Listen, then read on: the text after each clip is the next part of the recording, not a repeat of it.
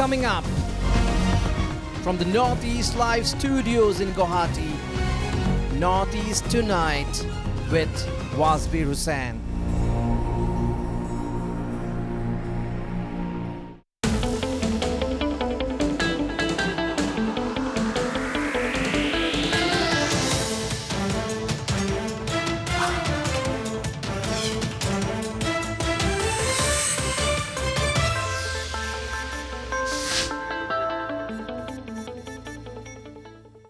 Hello and welcome to Notice Tonight, the show that decodes the region. The festering interstate border disputes have for decades been affecting the overall peace and good neighborly relations in the Northeast.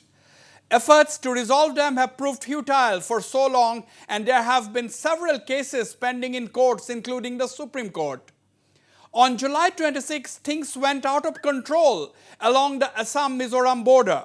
6 Assam policemen were killed and more than 40 other policemen were injured in firing by the Mizoram police. Mizoram justified the firing by its policemen, saying a 200-strong police team from Assam had intruded into Mizoram territory accompanied by senior officials and had overran a police post. A similar interstate border skirmish was witnessed in the summer of 1985 when Assam and Nagaland police clashed at Marapani in Golaghat district. 32 people were killed on that occasion. A week into the unprecedented July 26 incident that saw police forces of 2 adjoining states exchanging gunfire, efforts are on to diffuse the tension and begin a process of dialogue to resolve the dispute. Earlier today, 2 Assam ministers flew into Mizoram capital Aizawl and held talks with Mizoram government leaders. The talks were said to be quite successful and cordial. The chief ministers of Assam and Meghalaya are to hold their second round of border talks in Guwahati tomorrow. The chief ministers of Assam and Arunachal Pradesh too are scheduled to meet soon to resolve the long-standing boundary dispute. The big question is, why are the border disputes lingering for so long in the Northeast? Has the Congress that had ruled almost all states in the region until a few years ago kept the issue alive by not taking proactive steps to resolve them? Will it be easy to change people's perception of the borderline? Should the onus of choosing the state they want to associate themselves with as citizens be left to the people along the disputed border stretches? To discuss the sensitive issue, I am joined tonight by Arunachal Pradesh Lok Sabha MP, Mr. Tapir joining me from New Delhi. Joining me also from New Delhi is Meghalaya NPP President and Rajya Sabha MP, Dr. W.R. Kharlukhi. With me in the studios is Assam BJP Vice President, Mr. Swapnanil Baruah. Joining me from the United States is Fulbright scholar and Professor of Mizoram University, Dr. J. Doungel. Also in the studios is Commentator Mayur Bora. Joining me from Aizawl is Dr. Lalbiak Diki Namte, Professor of Mizoram University. And I also have the Chairman of the United Naga Tribal Association on Border Affairs, Mr. Hukavi Yeputhomi, joining me from Dimapur. Ladies and gentlemen, welcome to Northeast Tonight. First of all, I'd like to go to Dr. Diki Namte, Professor, Mizoram University, joining me from Aizawl tonight. Professor Diki Namte, you know, earlier today, the ministers from Assam and Mizoram held a very crucial round of dialogue at the Aizawl Club. This is the first meeting between the two states after that infamous incident of July 26th. And you know, nobody expected the situation along the Assam-Mizoram border to reach this kind of a tense situation. And nobody also expected that both sides will be able to de-escalate so soon, leading to the talks today. What is your take? How do you look at it? Professor Diki. Good evening, everyone. Thank you, Wasbir, for giving me this opportunity, because before I say anything on the visit of the 2 Assam ministers today, one thing I want to share tonight is that the civil society of Mizoram has been hurt so badly because of yellow journalism that we have seen post 26/7. And when journalism takes the color of yellow, then truth is thrown out of the window. That is what we are feeling. And I am sure that Northeast Life will not change the color to yellow and come out with the truth. So with this only that I am accepting your invitation to come to the show tonight. And when you talk about the talk between the Assam government and Mizoram government, with the Assam government sending two of its ministers, today that is one step towards peaceful resolution of whatever differences we may have. But one thing that is still hanging in the air is it's only words. Whatever has been said, whatever has been resolved, it's in the paper. The success of this will be seen only when it is implemented, Okay. only when we see that words is turned Right. into deeds. Because right now we still see the blockade in Assam still very much in action.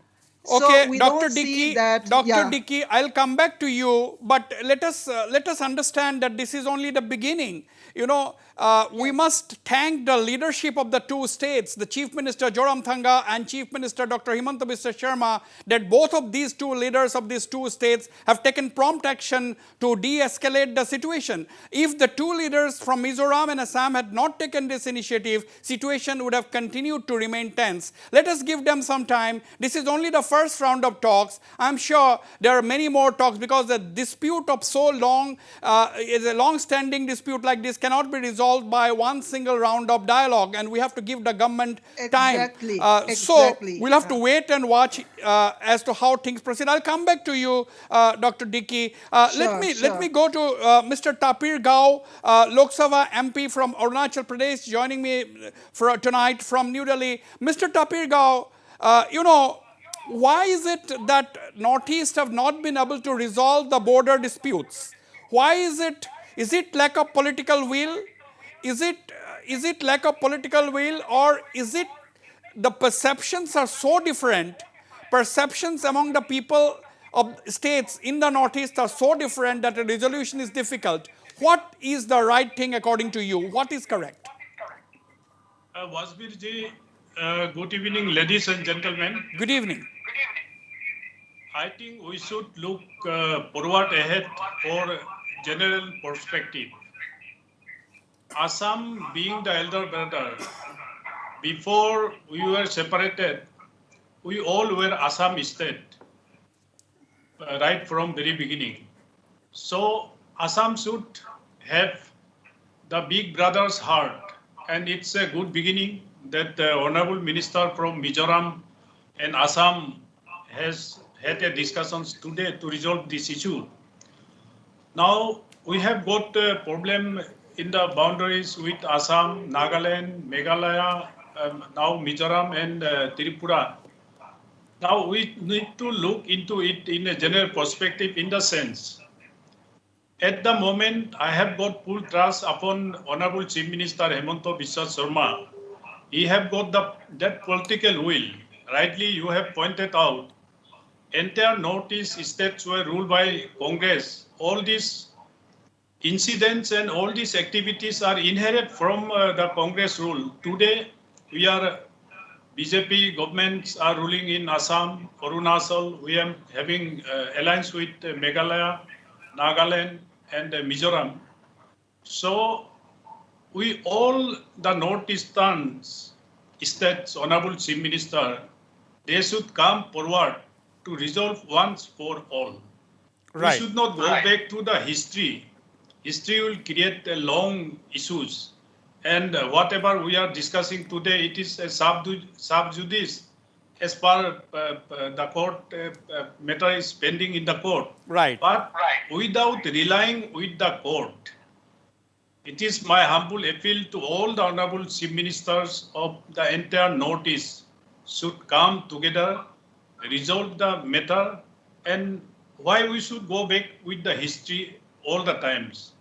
Whatever we are bordering on the spots, where we are occupying, where Assam is occupying, that area can be marked stepwise as a boundary between Assam and this state and that state. So, Wasbir, I have got full confidence with Honorable Chief Minister of Meghalaya, Tripura, Nagaland, and my Honorable Chief Minister Pema Kandu. And as a big brother, Hemanto Biswas Sharma have that political will and he have got the guts. And within, at this juncture, I think this problem should be resolved. Okay. So, Mr. Tapir Gao, they are saying that the chief ministers have to come forward to resolve this problem. We are seeing signs of that. Dr. Kharlukhi, the Meghalaya NPP president and Rajya Sabha member, your chief minister, Mr. Conrad Sangma, is driving into Guwahati tomorrow for the second round of border talks with Chief Minister Himanta Biswa Sharma. So, it seems that, you know, the chief ministers of the northeastern region now appears, the indications are that, you know, despite the unfortunate incident along the Mizoram border, the chief ministers of the northeastern region seems to be, you know, now ready to continue with the dialogue to resolve the issue once and for all. So, how do you see the meeting between Conrad Sangma and Himanta Biswa Sharma in Guwahati tomorrow? Well, thank you, Mr. Wasbir. And first of all, I'd like to thank the Home Minister for taking the initiative to mediate between the Chief Minister of Mizoram and the Chief Minister of Assam. And also thanks both the Chief Minister of Assam and Mizoram for their big heart. And that's why, like what you just said just now, that today there was a team from Assam going to Mizoram. This is the only way out of this border issue. It is only dialogues. And the only thing is, I have faith when the Chief Minister of Assam came to Meghalaya and he was open. He said, for so many years, it is status quo. Now, let us stop status quo and start doing something which means to resolve the border issue. And I do agree with what he said. In such a situation, we mark those areas of dispute. And then, like what he suggested, the give and take policy. That is the only way out. Dialogue is the only way out of this situation. I think our state now by next year will be 50 years. So I think this is the right moment, and I am sincere with what the Chief Minister of Assam has been doing. And like what he said, I do hope that something came out of this discussion. Right. I think Dr. Kharlukhi has made a very significant point. He said that talks are the only way to resolve this dispute, and he has talked about a give and take approach. Give and take approach in resolving this dispute, which is as old as the states in the northeast themselves.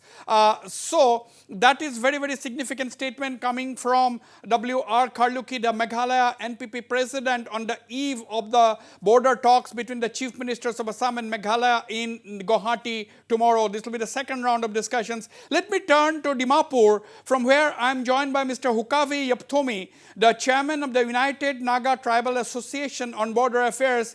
Mr. Yeputhomi, you know, there is some progress as far as the Assam Nagaland border dispute has been concerned. We saw that memorandum of understanding, MOU, between Nagaland and Assam signed in Chamukidima a few days ago. This is basically on the Disoi Valley Reserve Forest, but we consider it as the beginning of the resolution of the entire Assam-Nagaland border issue. Are you optimistic today? Thank you for having me, Mr. Hussain, and my respect to all the panel members. MOU that was met between the government of Assam and Nagaland is nothing but just a lip servicing on the problems. Because I may defer to the other members who have already expressed their views. In order to solve the problems of the northeast borders, which is bordering with Assam, Arunachal, Mizoram, Meghalaya, Nagaland, we have to go back to the Northeast Reorganization Act of 1971. And in the case of Nagaland and Assam, Government of India has to go back to the State of Nagaland Act 1962 or the 13th Amendment Act, until and unless the constitutional provision is amended. the border problem will always resurface again and again. One of our respected members have said, give and take policy. Give, if at all, if the government of the northern states adopt that give and take policy, let's come back to Nagaland and Assam in particular as an example. What parts of Nagaland can the Naga people give to Assam? Or in that case, what part of Assam can the Assam government give to Nagaland? That's a big thing. That's a very big question which we can never understand. Right, We can never solve. Mr. That's Hukavi, why Mr. Hukavi, then how do you move forward then? What is your solution? That's why, unfortunately, government in the Northeast states, no one have ever sincerely tried to attempt to solve this problem. That's why my suggestion to the panels as well as to the government in the Northeast is approach the government of India to affect necessary amendment in the 1971 Northeast Reorganization Act. And in between Assam and Nagaland, review the State of Nagaland Act 1962 or 13 Amendment and effect necessary amendments. So only then problem can be solved. In simple terms, Mr. Yeputhomi, you are pushing the ball to the court of the central government. We will elaborate on this. I'll come back to you. Let me turn to you, Mr. Mayur Bora. Mr. Mayur Bora, take the case of the Assam-Mizoram dispute. Now, the Mizoram government as well as the Mizoram civil society, they insist that demarcation has to be on the basis of the 1875 notification that emerged out of the Bengal Eastern Frontier Regulation of 1873. That is the viewpoint of Mizoram. Now, Assam says that the boundary should be, we should accept the 1933 boundary demarcation on the basis of which the districts were created. Separate districts were created, and that Assam considers as the constitutional boundary. Now, what is the solution? Because these are two strong viewpoints. Absolutely, Wasbir. I think this is one narrative that has been invoked by the Mizoram side and the counter narrative being given by the government of Assam. And that's why you are very right. You have been mentioning in the beginning itself that it's a festering wound. And as one person, I think Mr. Tapir was telling, I was slightly surprised. He was telling that let us try to diminish the role of history. If you do not have a proper understanding of history, you cannot develop a proper perspective for a very, very positive kind of future. Now, having said that, 1875 and 1933, since these are the things being adopted by the respective state governments and where the unfortunate incident took place on 26th of July, now I think the time has come. That's why that give and take is required. But for to develop a kind of robust and healthy give and take, you must know the history, you must know the geography of the area. And one thing I would like to say, I think nobody in Assam, the sane journalist, nobody has taken a patronizing attitude to any people in the last 20-30 years. In the Northeast Live also I have seen. So having said that, let me put out one thing very, very clearly.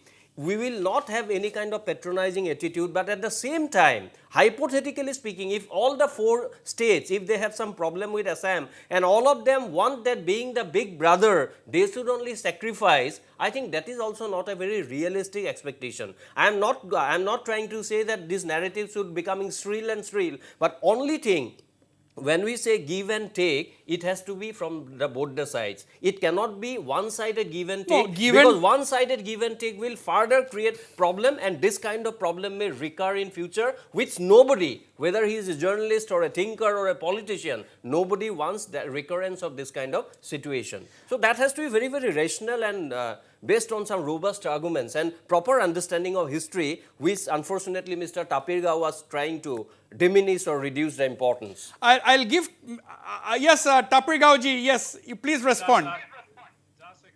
Just a simple reply to honorable member. If we go back to history, then entire Northeast states will not accept the Bordoloi subcommittee report of in those 1951s.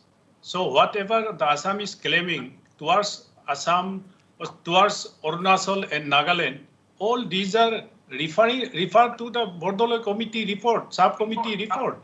So if we go back to all such histories, what I mean is the history which doesn't relevant to us at the moment is if we go back to history, then lots of activities will retake No, Mr. along the Gao, what I boundaries. was telling to have a proper understanding of history. I am not saying Borderless Committee, the resolution or that should be implemented in toto in 21st century. We are nowhere in Assam, nobody is telling that. But if you do not have a proper perspective of history, then I think the kind of solution you are looking at, this should not remain within the confines of the television studio room or some newspaper articles. Ultimately, it should reflect in the life of the people for which I think they have suffered a lot because of the blockade, Right. and also the Assam police people who had to sacrifice their lives. I think both sides you have to take into account. No.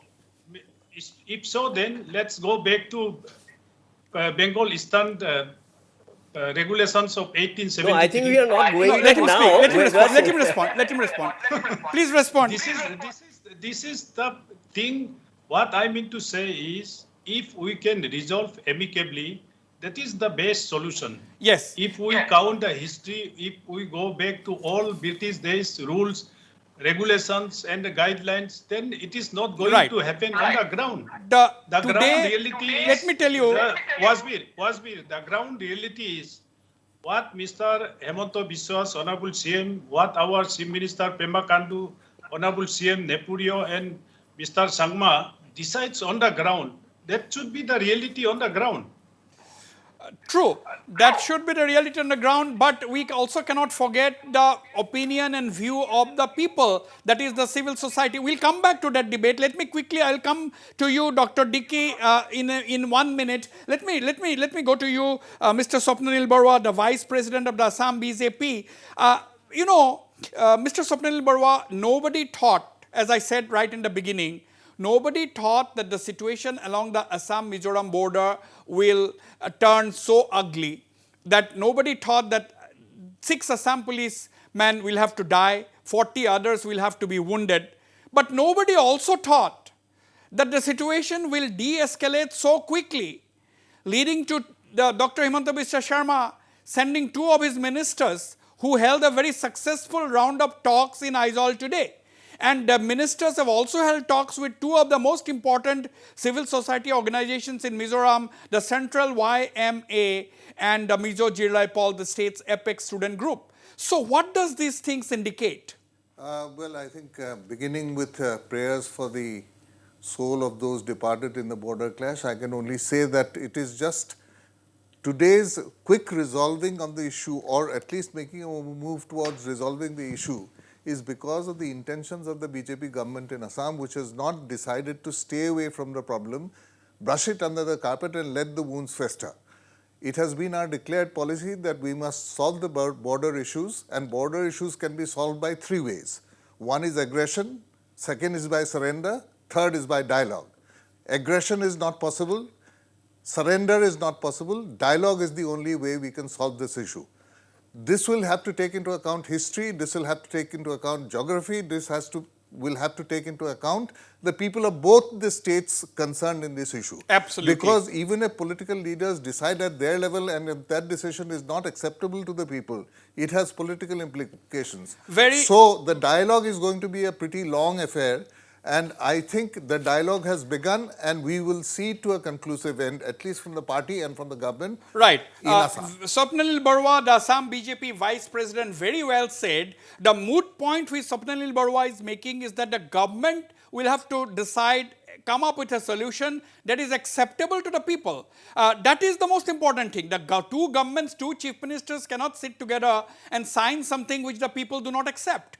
That is also not expected. Therefore, this is definitely going to be a long haul where the consensus, or at least the opinion of the civil society, will have to be taken. I will ask my producer whether Professor Doungel, okay, I am now joined by Professor J. Doungel, Mizoram University professor, currently joining me from Cincinnati in the United States, where he is a Fulbright scholar. Good morning to you, Professor Doungel. It's good morning in the United States. Good evening. No, I would evening. I would like to give you a very good morning. Okay, thank you. Good evening to you. Good, thank you, Professor. Good to see you. Good to see you after such a long time, Professor Doungel. Hope you are fine. Yeah, I'm fine. Okay, we are talking at a very critical juncture, Professor Doungel. After that fateful incident on 26th of July, some progress was made today when the leaders, government leaders from Assam and Mizoram met at the Aizawl Club. They have decided to de-escalate the situation. But as our panelists have been saying, how do we move forward? There are two strong perceptions. Mizoram wants the 1875 notification. Assam wants to go by the 1930 and 1930 notification. What is your suggestion? How do we reach a middle ground?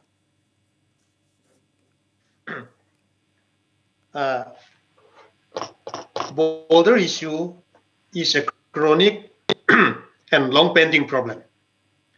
And this border issue erupted because colonial ruler did not demarcate boundary properly when hill districts were included in the province of Assam. And in fact, the present hill states or hill areas of Northeast India, in fact, they were neither part of India nor part of Assam in pre-colonial era. And with the coming of British colonialism, this hill, the province of Assam was created by British colonialism for its own administrative conveniences. And these hill districts were amalgamated in the province of Assam, one after another, starting from the Khasi Hills in 1822. Then after the annexation of Khasi Hills in 1822, then it was followed by Golpara in 1826, Khasi Hills in 1835, North Kachar Hills in 1854, Naga Hills in 1866, Jantia Hills in 1883. Northeast Frontier Tract was occupied from 1842 and completely annexed in 1914. And Lusa Hills was occupied from 1819 and annexed on 6 September 1895. And in such a way, the historical background should be taken into account. And one thing that I would like to point out is that the foothill, where the problem, the point of contention is there now, these foothills were the place where tribal people, tribal chief hunted, did June cultivation and occupied in pre-British period. But after the coming of colonialism, these foothills were, tea garden were established in this foothill, and not only that, most of the foothills were declared as preserved forest. And this is now the bone of contention in the boundary dispute.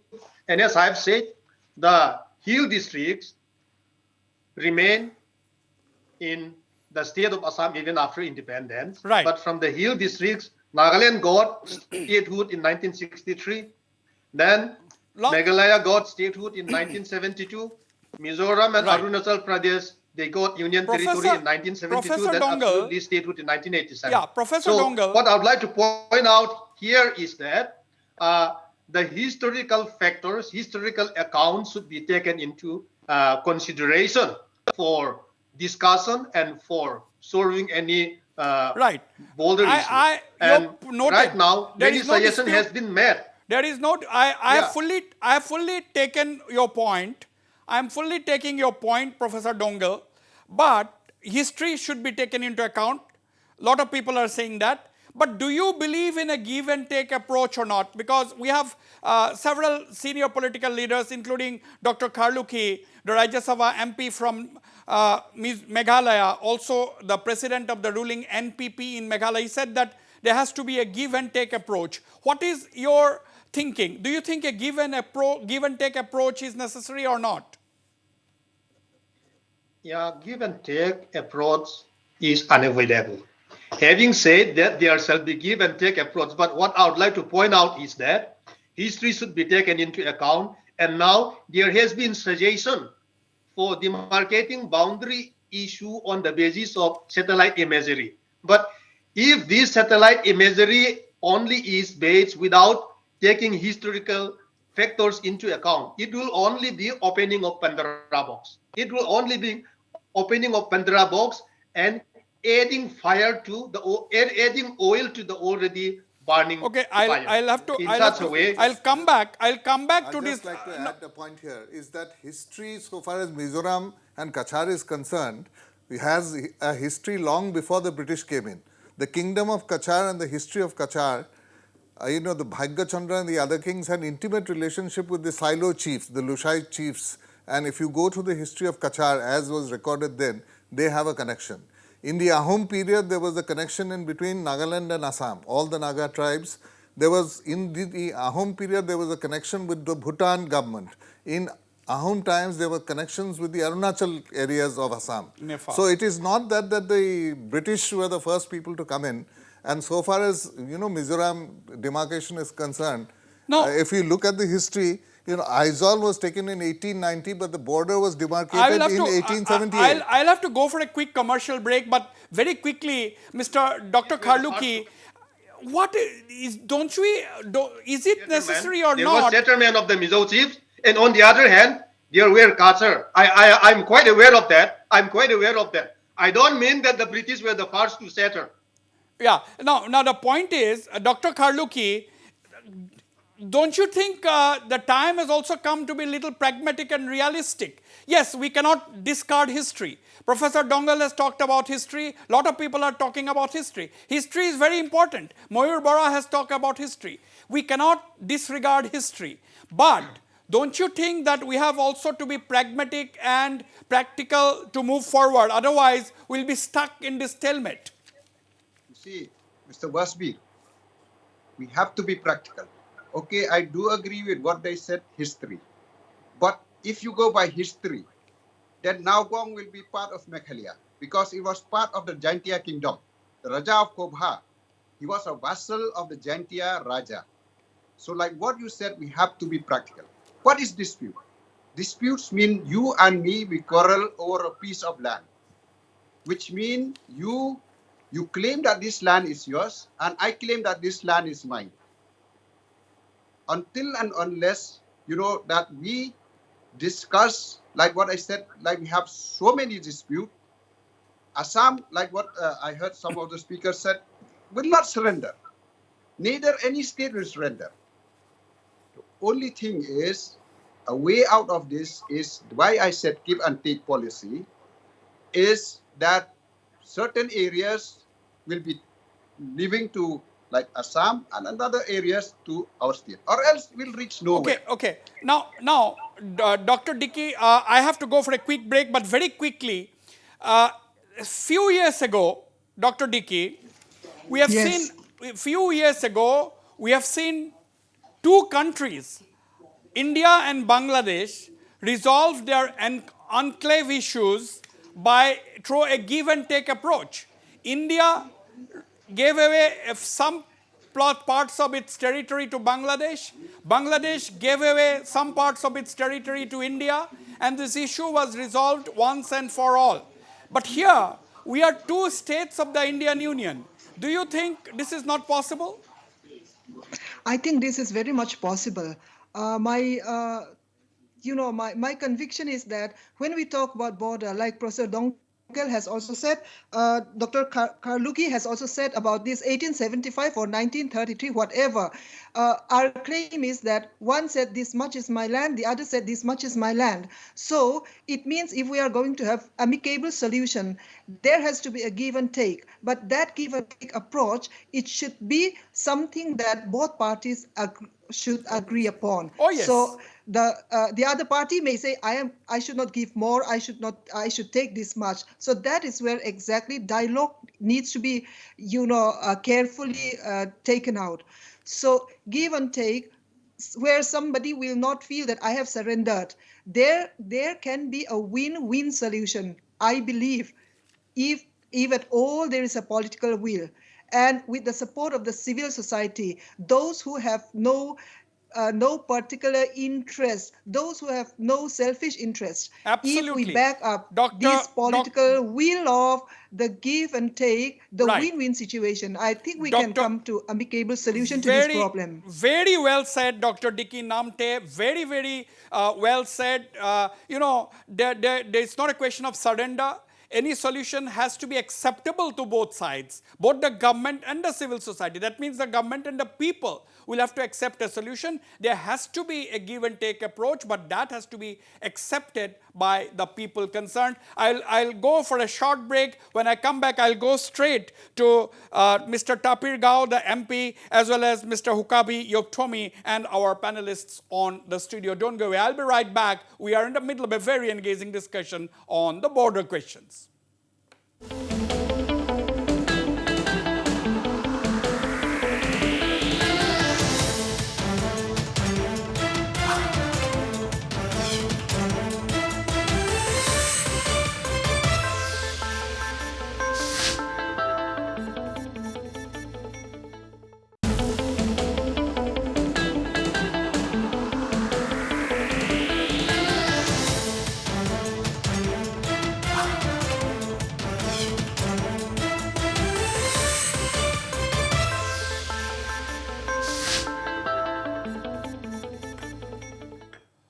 Welcome back. We are discussing border questions in the wake of the disputes between Assam, Mizoram, and Assam, Nagaland, Assam, Arunachal Pradesh, and Assam, Meghalaya.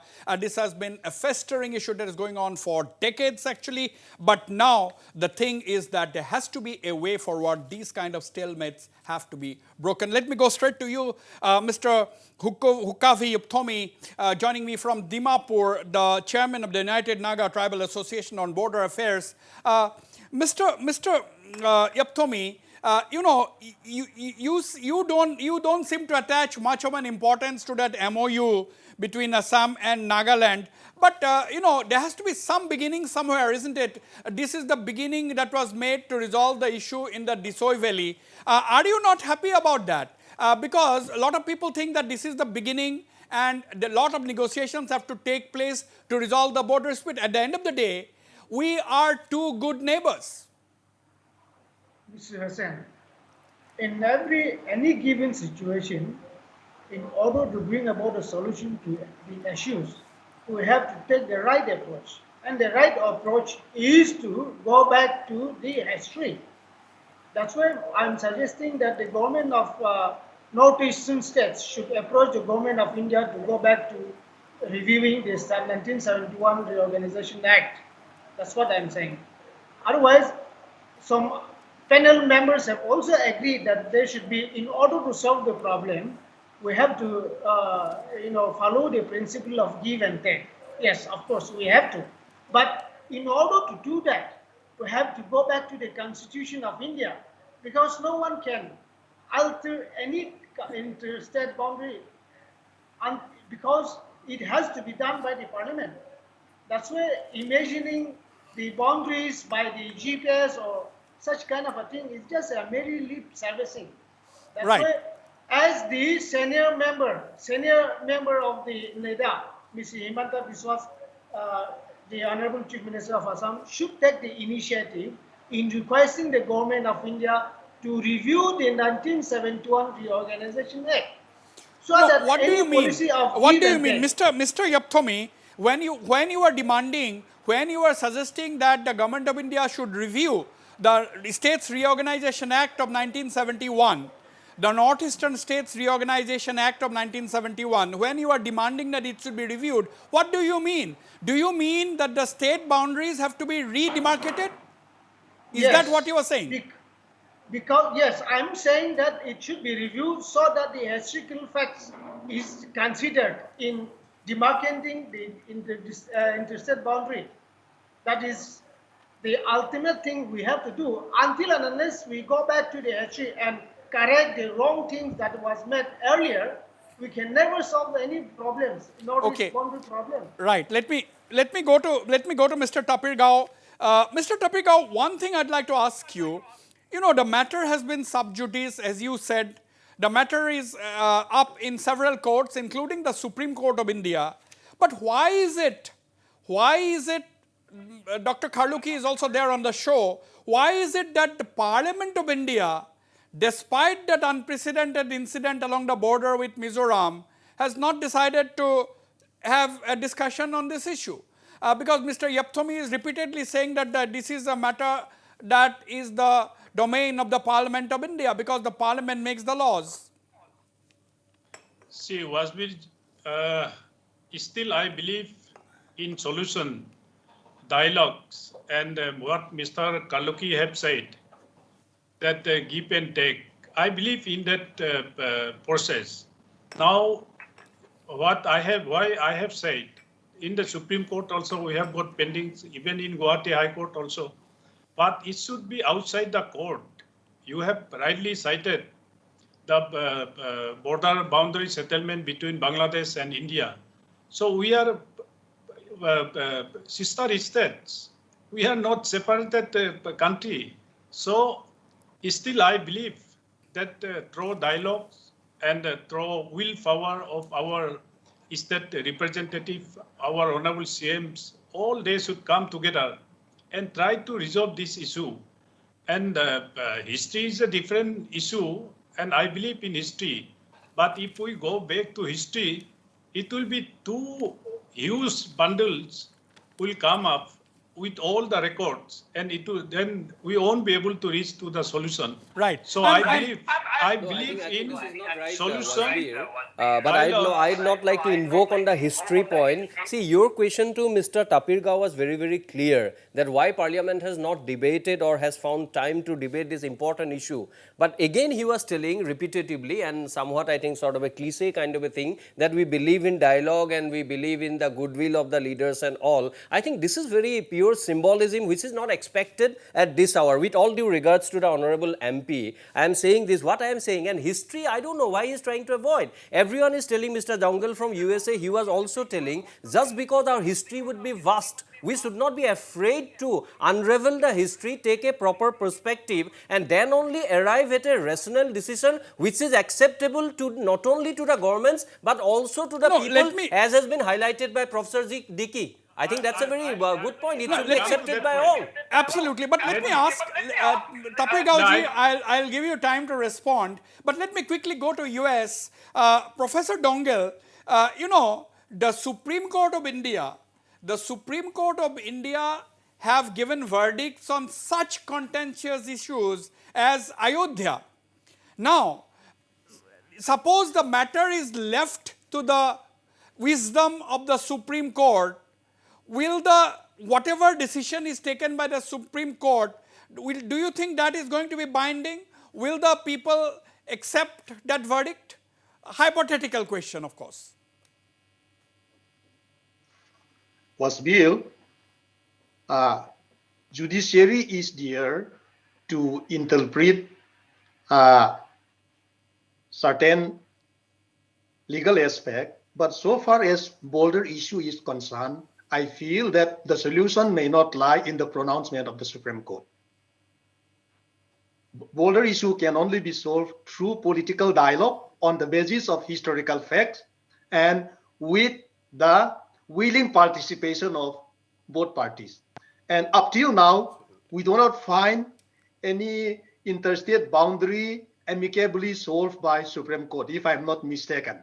That's why I think interference of court is not that required and it is not necessary.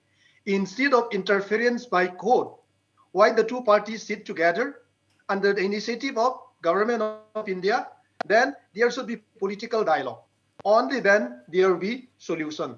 And having said that, there will be bunch and lakhs of history, but from that, it should be screened, then the point could be arrived.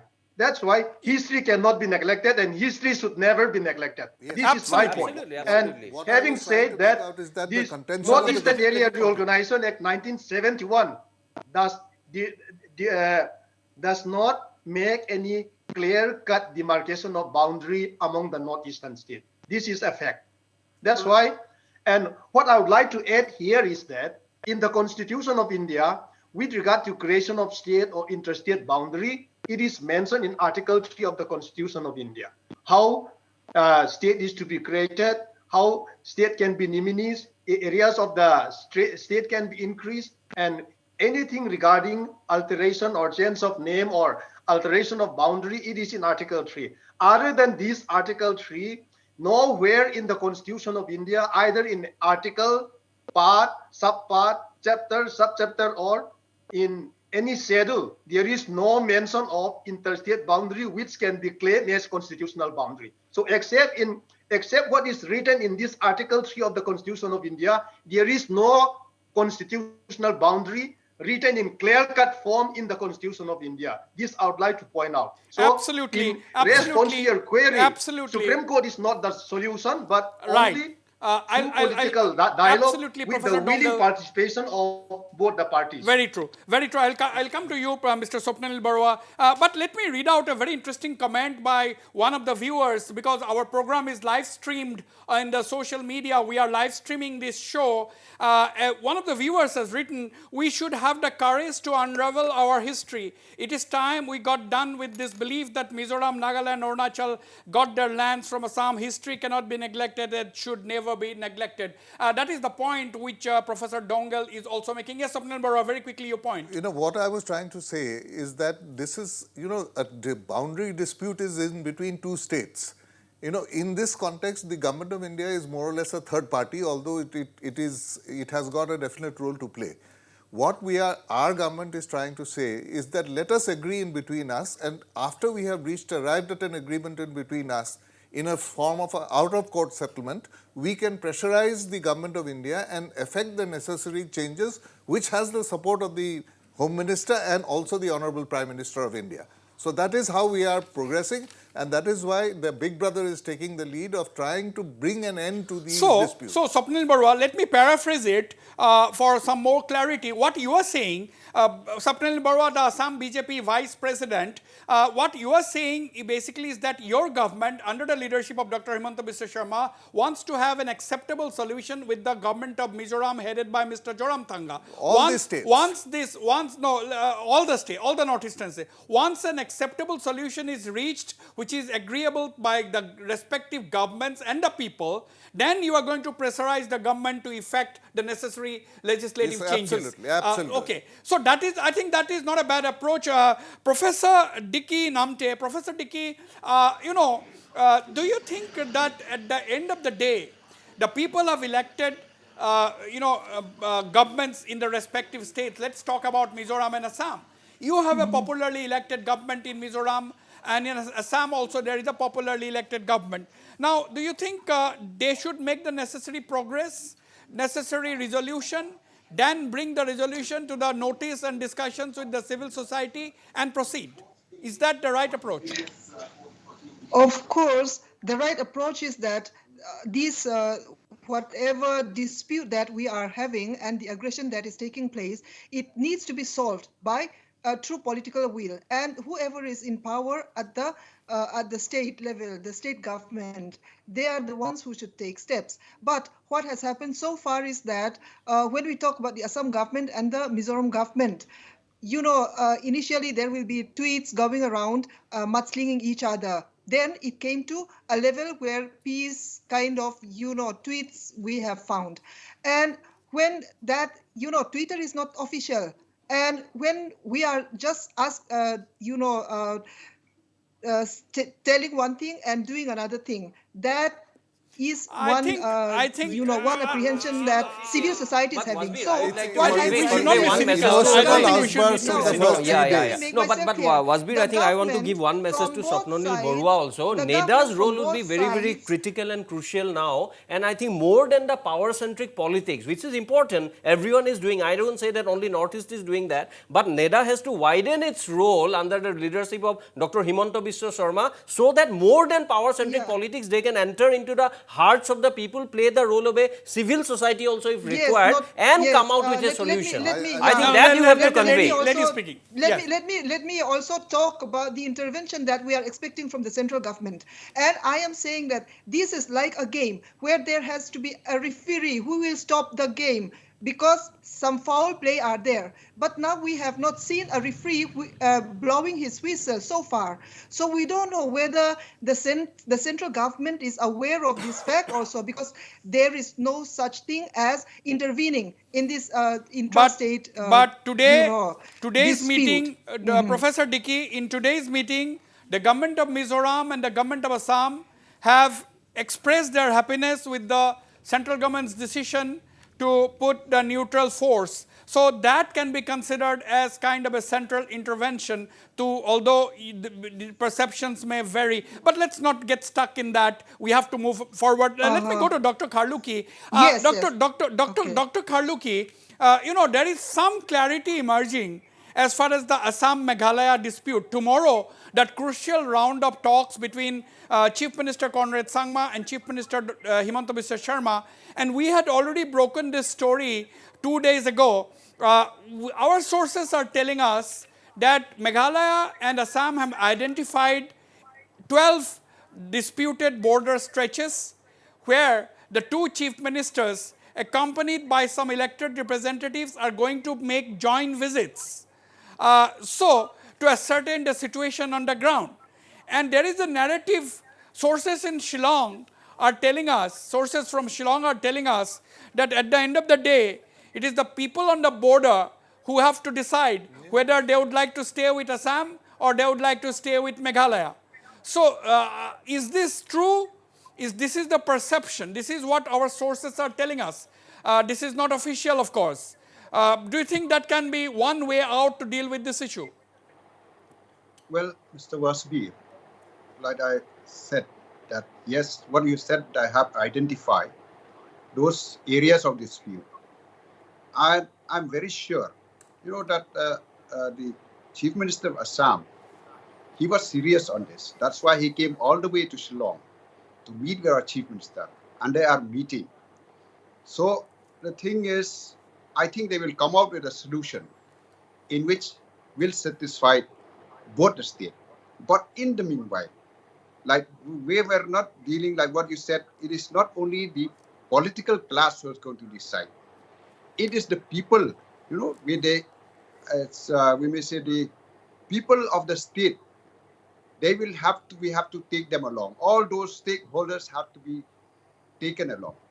But the way I see it, like I'm telling you, when we talk of dispute, what is dispute? Dispute means both parties take claim. And to solve that dispute, it cannot be a one way out. It has to be agreed upon by both. And like suppose, that's why I said until and unless, let me be very frank, in that 12 areas of dispute, if we make clear, we insist that no, it should be all 12 to us. I'll tell you, this problem will never be solved. Okay. Same thing if Assam say that all 12. Absolutely. So that's why I said until and unless, because who suffered? Yeah. For 50 years, it was the people in the border who suffered. So I think this is a very right approach. And if we think of the people of the border and not of our own political interests, it is high time we solve the issue. Absolutely. I'll go to Mr. Tapir. I'll also have to come back to Mr. Yeputhomi. But very quickly, one more very interesting comment has come among the viewers of our live stream in the social media. Boundary disputes are created by few people who wanted to cultivate in the disputed areas. If each one of the government gives fair compensation to these farmers, we can solve the problem. So people have very interesting views, very interesting views coming from people, viewers who are watching this show live on our social media site. Let me quickly, I'm coming back to you, Mayur Bora. Let me quickly go to the MP from Arunachal Pradesh, Mr. Tapir. Mr. Tapir, you see, northeastern region, we always look at the northeast as a single entity. We always talk about the northeast. Whenever there is a harassment to any of our people in the northeast, we raise our voice as one. At least I don't know about others. We in our channel, we always talk about any harassment, any discrimination, any injustice to people in the northeast. We always raise our voice. You know about it very well because you have participated in many of our shows yourself, along with Professor Doungel, of course, and Dr. Kharlukhi. Most of the panelists, except two of our esteemed panelists who are on the first time on my show, Professor Dickey and Mr. Yeputhomi, but all the other panelists have been raising their voice. Now, my question to you, Mr. Tapir, is that if we consider the Northeast as an entity, if we have to look at the development of the entire Northeast as a single entity, do you think we have to really have no other option but to give and take on a few issues so that our unity remains intact. Do you think that is very, very important? I'm coming to you, Professor Doungel and Mr. Yeputhomi.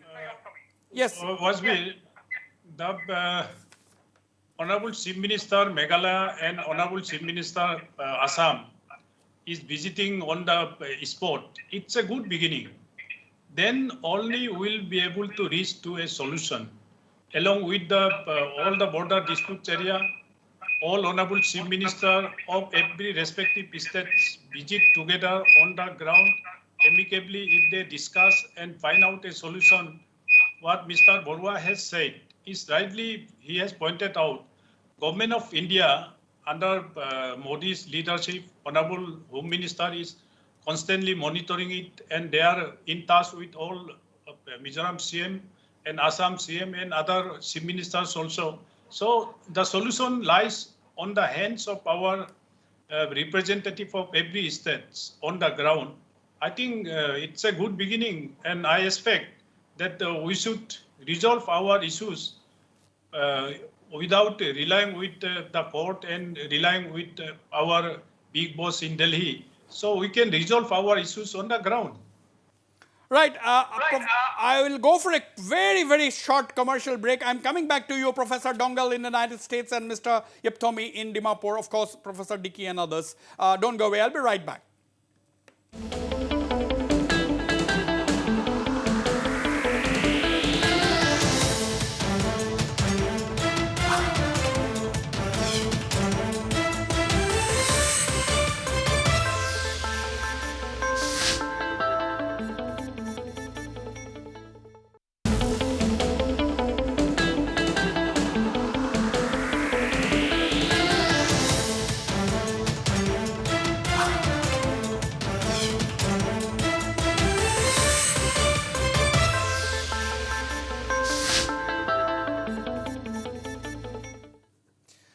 Welcome back once again to the show. Professor Doungel, one viewer has suggested, and some of them have agreed, that the central government should set up a boundary commission.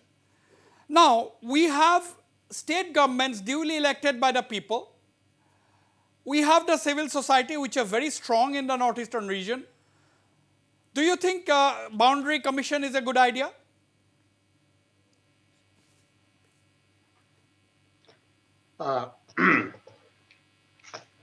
Central government should take the initiative. Yeah. But decisions should be taken only with the willing cooperation and willing participation and decision of government of the two states and people of the two states. Having said that, boundary commission should be established and should be done by the central government. If central government dictates everything without taking the historical accounts and mood of the people and the state government into account, it may not solve the problem. That's why whatever is done, that should be done only with the willing participation of both sides and the choice of people of the state. Only then there will be solution. But if the center impose its will without taking the mood of the people into account, thus there may be no solution. Okay, very clear-cut statement coming from Professor Doungel. That the center can facilitate, but center should not impose its decisions. It should be left to the government and the people in the respective states. Quickly go to yes, Mayur, Bora, I just want to, this boundary commission, again, I think very important facet of history we should not forgotten. Many of our boundaries were drawn with some kind of imperial arrogance and unalloyed callousness by the British and successive governments in 60s and 70s. That is the reason we have inherited this as a legacy. So when you are talking about a boundary commission, I think he was very right. It should be honest, and it should be very, very inclusive and representative. Otherwise, the main problem of the people will again not be solved, and the problem of this kind may recur in the future. Secondly, just one more point I would like to make. I think development of the border areas are very, very important. Right. But if you give decisive power to the people to which side they would like to sway, I think this will create some sort lot of chaos and anarchy. Why I am saying this, Indian constitution also does not encourage referendum or plebiscite. If you allow this kind of happen, there may be demand from subsequent areas, and ultimately it will lead to lot of chaos and anarchy. That's why development should be the motto in the border areas, so that whether you are in this part of the border or the other part, you should feel happy being there. I think that should be the approach of all the governments. Mr. Yeputhomi, this is a very interesting point which our panelist, Mayur Bora is making, that develop the border areas, whether it is Nagaland, whether it is Assam border, whether it is Nagaland border, whether it is border on the Assam Mizoram side or Assam Arunachal side, the border areas are not developed. So the border people are always agitated and angry. They don't have the basic facilities. I'm not talking about any particular state. This is the general situation all across the borders. So do you think that that is something which the government has to look into immediately? Yeah, definitely. How can a certain parts of land in any state becomes disputed area? Why do we need to have a neutral forces? Those are the questions we have to address. And certainly when area becomes disputed, no development takes place. That's what has happened between Assam and Nagaland. That's why my suggestion I have suggested earlier also. Government of India during 1971 when they enacted Northeast Organization Act, and in the case of Nagaland and Assam, State of Nagaland Act 1962, they have been very insensitive to the hard realities of the Northeastern people. That's why they have met all these constitutional boundary imposed to the people. That's why we have lots of disputes now. And in the case of disputed area belt bordering between Assam and Nagaland, Assam government have filed a case in the Supreme Court, knowing fully well that interstate boundary can be settled only by the Act of Parliament, according to the Constitution, Article 3 and 4. And since the government of Assam have filed a civil suit in the Supreme Court, the areas have become a subjugated kind of a issue. That's why there is no development taking place in the disputed area belt, living particularly by the Naga people. That's why I would also request the government of Assam to consider considering the importance of so that a interstate realistic approach development can be undertaken to solve the Northeast problem and Assam and Nagaland in particular. I think interstate development, let us say for the matter of fact roads, which are to benefit both the states. We have this agency called the NEC in Shillong, which is basically set up for dealing with these kind of development issues related to states, specifically focusing on transportation, roads and bridges. You still seem to have a lot of faith in the No, Northeastern Council. that is what I am saying is that you seem to have a lot of faith. we have given up the hope. We have let NEC go away without doing their basic job, and I think the time has now come to bring back the importance of NEC as the third party, through disputed or not. I think it must be more aggressive. You are saying that NEC's importance has to be... important here. No, Swapnanil Baruah, just a minute. Swapnanil Baruah is saying that NEC's importance have to be brought back, but NEC thinks that it is extremely important already. Let me go to... I'm going to Professor Dickey in Aizawl. Yes, Mayur Bora, very quickly. Not only NEC, three N's. NEC in the government sphere, NEDA in this thing, political, and NASO's role also has to be crucial, because they also represent a part of the civil society in all the 7 states. But NASO, by the way, NASO gave a statement. NASO gave a very clear-cut statement during the tense situation after 26th of July. They urged upon the governments on both sides to resolve the issue amicably. Dr. Kharlukhi, don't you think the development of the northeastern region to some extent or to a great extent is held hostage by issues like this, issues like the border dispute? Do you think Northeast development has been held hostage by issues like this? Well, I feel development of every state is part of their own government to play their role to develop their state. Well, dispute had to be there. And well, like you said, some suggest that, central government, I think central government would not be able to solve this issue. It had to be the people of the state themselves who should solve this issue. Why I'm saying this? States were created at the very beginning without boundary. Actually, in the first place, boundaries should be set under state created. But the problem with our northeastern state is that states are created without setting the boundaries. That's why we are facing this problem. Everyone was in a hurry to So get out.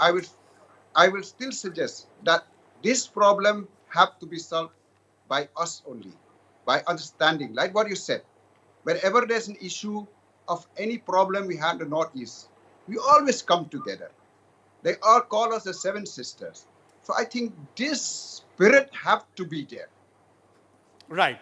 Spirit of Seven Sisters have to be there. Professor Dickey, today, lot of people in Mizoram are saying that there is a blockade from the Assam side. Now, point is, that is not my question. My question is, we are interdependent in the northeastern region. Today, the main road to Mizoram leads through Assam. But tomorrow, after the Sitwe port comes into operation, after the Sitwe port is operationalized, the road from Mizoram into Assam will become extremely important. Today, the road leading to Mizoram may not be very important for Assam. But tomorrow, after the Sitwe port is operationalized, the road from Mizoram to Assam is going to be very important. Now the point is, the simple point that I am trying to make, are we not interdependent on each other, or should we not be interdependent on each other? Definitely, because we are interdependent, not only Assam, Mizoram, whichever is neighboring countries. And if we are, I should not talk about neighboring countries only, whole of India. Now we are losing the essence of being Seven Sisters. And India is also slowly losing the essence of India, which is unity in the midst of diversity. Now, one thing that comes into my mind with all these tensions brewing up in Northeast is there some force behind which tries to disintegrate Northeast? And now we are looking at the, today also, when these two ministers came into Mizoram for the peace talks, everyone is saying, why did they not open the blockade and come over to Aizawl to talk about peace? This is just like one party talking about peace, while at the same time still keeping the rope for lynching them. Well, let me tell you. Telling them that if you don't go for peace, we are going to pull this and he will be strangled to death. So this is still very much. This issue. Let me tell that this issue was pointed out. Just one more thing. This issue was National Highway 306 and the railway tracks. It's the. I'm running short of time. Dickey. Professor Dickey. I'm running short of time. I appreciate these concerns. So, yes. I'm aware of these concerns. This issue of the blockade was raised today by the Mizo Jirlai Paul and the YMA to the visiting Assam ministers. They said they are going to focus their attention to this issue, and this is a blockade, if at all it is going on. It is not sponsored by the government of Assam. It is there may be a blockade by the civil society or some organizations in that area. But Assam minister said that they are going to look into this matter. I think they have just short interaction. Exactly. That is it is not sponsored by government of Assam, but government of Assam cannot order its citizens. Why did not they inquire into this? Because a week has passed. Yeah, they have already assured. They should have inquired. Just one point I can appreciate the anguish by both the Mizo professors, what they have exhibited. But only thing I would like to say, Professor Dickey and Mr. Doungel, I can appreciate the anguish on your part. I can really empathize with you. But at the same time, I said the program like this, which he is doing now, it is also reoriented towards restoring that sense and spirit of Seven Sisters, which needs to be reclaimed by all of us. And that's why the problem of looking at we raised the point for maintenance of Seven Sisters cordiality. And I appreciate the concern. I think that has to be dealt with squarely and roundly. We cannot be the one who will always give. So it has to be give and take. Doesn't mean that someone will do all the giving and someone will do all the taking. Absolutely. So we are talking about from both sides. Let me be very clear. Just one more thing. Let me be very clear. I may not have time. Mr. Wasbir, just one thing I want to tell is that Mizo people are peace-loving, And we were under insurgency for 20 years. And now look at us for 35 years. We have been called as the most peaceful state. And in the happiness index also, we were number one in India. Now, let me clarify. This has been pushed. Right. Because I am of running these, absolutely people short are of pushing time. us to the I am running extreme. short of So time. please I am do running short not of time. push Let us wrap up. Yes. Let us wrap up. You know, nobody can support a blockade in 21st century. Absolutely. Nobody can support an economic blockade from between any states in the country. That is no doubt about that. There is no ambiguity. Somebody may be doing it, but nobody can support, nobody in their senses can support a blockade. I think that that debate as far as the blockade is concerned, I have clarified. Now, Mr. Tapir Gao, your final comments, what is the road ahead now? Where there is a wills, there are many ways. So we must have political wills. So we must come together and we must work together and we must try to resolve ourselves within the Northeast. Then amicably we can resolve these issues. Where there is a will, there is a way. Professor Doungel, your final comments. Are you optimistic from now on? Do you think this talks is the beginning of the talks today? Do you think that will be able to achieve what we all want, a resolution of the border dispute? Yeah, in this regard, Wasbir, I feel that if both the parties faithfully and efficiently abide by what they decide, then it will be good. But if something is spoken on my right, if something has been spoken and another thing is done, it will not serve the purpose. So now initiative has been taken, and this initiative should be continued properly. And one thing that I would like to add is that any provocative statement or wrong information should not be spreaded by media. Like the so-called Republic TV of Arnab Goswami and his lady correspondent reported that gun battle took place in Lailapur. So such type of unwanted comments should not be spread by media, and the media also should spread such news that it should bring peace and cordiality to the people. We will not take names. As step has been initiated, so this should be pursued and followed properly. Okay. So, Mr. Yeputhomi, it will bear some fruit. Right. Mr. Yeputhomi, your final comments. So in every process, and that approach to border solution is to constitute the Interstate Boundary Commission and review the Northeast Organization Act of 1971 and State of Nagaland Act 1962 in the case of Nagaland and Assam. That is my suggestion. Hopefully, Government of India will consider on that line. Thank you. Right, right. Professor Dickey, final comments from you. Are you optimistic or not? Yeah, yes, I am. Let me say 50% optimistic because words has not been followed by action so far. So to maintain peace, let there be dialogue. Let the words be followed by I will ask you a question. And things. I will ask you a question. Are you surprised that the talks were held so quickly? Are you surprised? It seems you are surprised that the talks were held so early after the July 26 incident. You seem to be surprised. No, the talks, I am not surprised. Rather, I was hoping that maybe a couple of days later after that incident, there should be a talk between the two governments. So I am not surprised that it took place today. But what I am surprised about is that the talk took place while the other one is still strangling the other one. That is what. So I say, to sum up, I say peace will be. Hold your thoughts. I have a breaking story. I have a breaking news. The breaking story now is that Chief Minister Zoramthanga of Mizoram has just tweeted thanking the Assam government for withdrawing the travel advisory to people not to travel to Mizoram.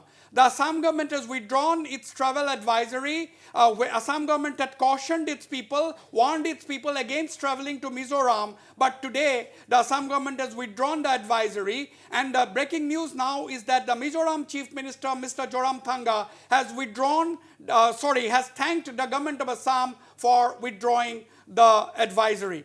So that is the breaking story. Let peace return. Let peace return. That is the what Mr. Joramthanga has said. Okay, Dr. Kharlukhi, your final comments. Well, my final comment is this, Wasbir. The only thing out of this issue is dialogue. And like what you said today, the Minister of Assam went to Mizoram, and the result is, it is really, peace seems to be coming to that part. And another thing is, people call us the Seven Sisters. Let us walk really like seven sisters, irrespective of our political affiliation, when it comes to the development and peace of the Northeast. Right. Now, Mr. Swapnanil Baruah, your final comments. My final comments are that a big journey has to begin with a small step. The small step has been taken. And like the song, gospel song, we shall overcome.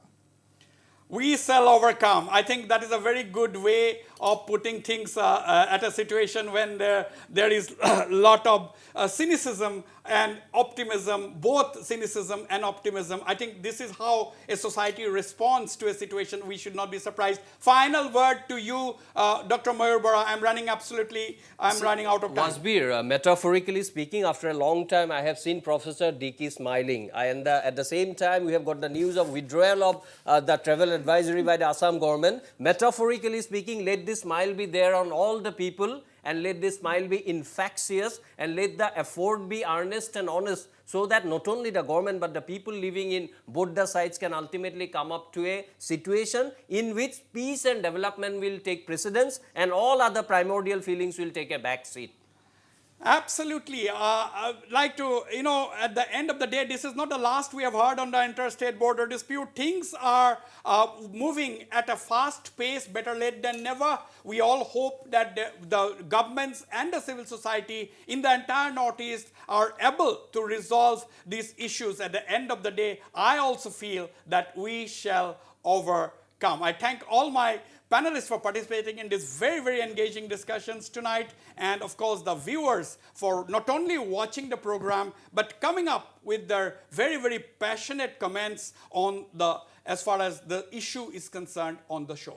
Good night and goodbye.